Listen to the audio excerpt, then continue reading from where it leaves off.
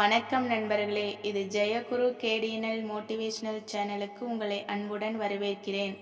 இன்றைய தலைப்பு பார்த்தீங்கன்னா, பங்குனி உத்திர வழிபாட்டு முறை. தமிழ் மாதங்களில் 12வது மாதமான பங்குனி மாதமும் 27 நட்சத்திரங்களில் 12வது நட்சத்திரமான உத்திர நட்சத்திரமும் பௌர்ணமி திதியும் சேர்ந்து வரனால தான் நம்ம பங்குனி உத்திரமாக கொண்டாடப்படுறோம்.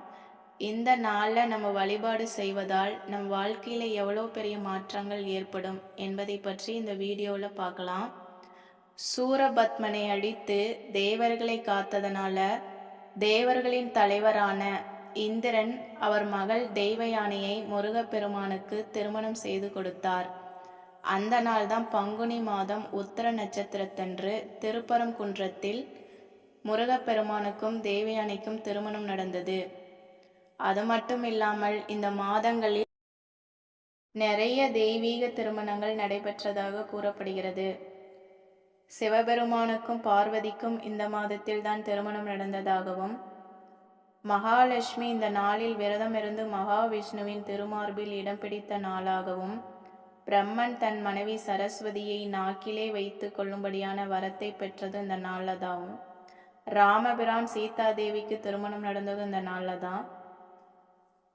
ஆண்டாள் ரங்கமன்னர் திருமணம் நடந்தது இந்த நாளில் தான். ராமபிரான் சீதாதேவிக்கு திருமணம் நடந்தது இந்த நாள் தான். ஐயப்பன் அவதரித்ததும் இந்த நாளில் தான். இவ்வளவு சக்தி வாய்ந்த தெய்வங்கள் திருமணம் நடைபெற்ற இந்த மாதத்தில் அவர்களின் ஆசியை பெற நாம என்ன செய்யலாம்னா, இந்த பங்குனி உத்திரம் முதல்ல என்னைக்கு வருதுன்னு பார்த்துடலாம். ஏப்ரல் 1ஆம் தேதி புதன்கிழமை வருது. இந்த உத்திர நட்சத்திரம் பார்த்தீங்கன்னா 31ஆம் தேதி மாலை 3:20க்கே தொடங்கிடுது. 1ஆம் தேதி 4:17 வரை இருக்குது இந்த உத்திர நட்சத்திரம்.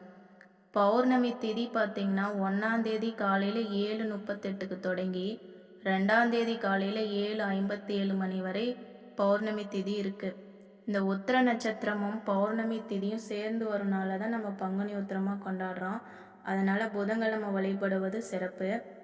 யாரெல்லாம் இந்த விரதத்தை மேற்கொள்ளலான்னா, திருமணம் ஆக வேண்டி விரதம் இருக்கிறவங்க, குழந்தை பாக்கியம் வேண்டி விரதம் இருக்கிறவங்க, கணவன் மனைவிக்குள்ள கருத்து வேறுபாடு, நோய் இருக்கிறவங்க, கடன் தொல்லையிலிருந்து விடுபட இவர்கள் எல்லாமே விரதம் இருக்கலாம். விரதம் இருக்கிறவங்க காலையிலேயே எழுந்து பிரம்ம முகூர்த்தத்தில் எழுந்து குளிச்சுட்டு முருகப்பெருமானுக்கு சிகப்பு நிற பூக்களால் அலங்காரம் செய்து 2 நெய் தீபம் போட்டு விரதத்தை ஸ்டார்ட் பண்ணலாம். அவருக்கு பிடிச்ச நெய்வேத்தியன்னு பார்த்தீங்கன்னா, பாயாசம், சர்க்கரை பொங்கல், தேன், தினை மாவு இதெல்லாம் அவருக்கு பிடிக்கும். நெய்வேத்தியமாக வச்சு வழிபடுவது சிறப்பு. திருமணத்திற்காக விரதம் இருப்பவர்கள் அன்று திருக்கல்யாணம் நடக்கும். அங்கே போய் கல்யாண மாலை வாங்கி சுவாமிக்கு கொடுக்கலாம். பிரிந்த தம்பதியர்கள் ஒன்று சேர திருக்கல்யாணத்தை நேரில் பார்க்கலாம். தாலி, சரடு, குங்குமம் போன்ற மங்கள பொருட்களை வாங்கி தானமாக கொடுக்கலாம். அன்னைக்கு காவடி எடுக்கும் பக்தர்களுக்கு முடிஞ்ச அளவு நீர் தானம் செய்யுங்க. உங்களால் முடிஞ்ச அளவுக்கு அன்னதானம் செய்யுங்க.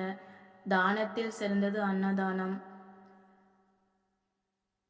கண்டிப்பாக செய்யுங்க. எல்லா வளங்களையும் நலங்களையும் பெறுங்க. முருகன் அருள் எல்லாத்துக்கும் இருக்கும். நம்பிக்கையோடு வழிபட்டு வாழ்வில் அனைத்து வளங்களையும் பெறுங்க. இந்த தகவல் கண்டிப்பாக உங்களுக்கு பிடிச்சிருக்குன்னு நினைக்கிறேன். பிடிச்சிருந்தா நம்ம சேனலை மறக்காமல் சப்ஸ்கிரைப் செஞ்சுடுங்க. ஓம் சரவண பவா. முருகனை பிடிச்சிருந்தா கண்டிப்பாக கமெண்டில் ஓம் முருகான் கமெண்ட் பண்ணுங்கள். நன்றி.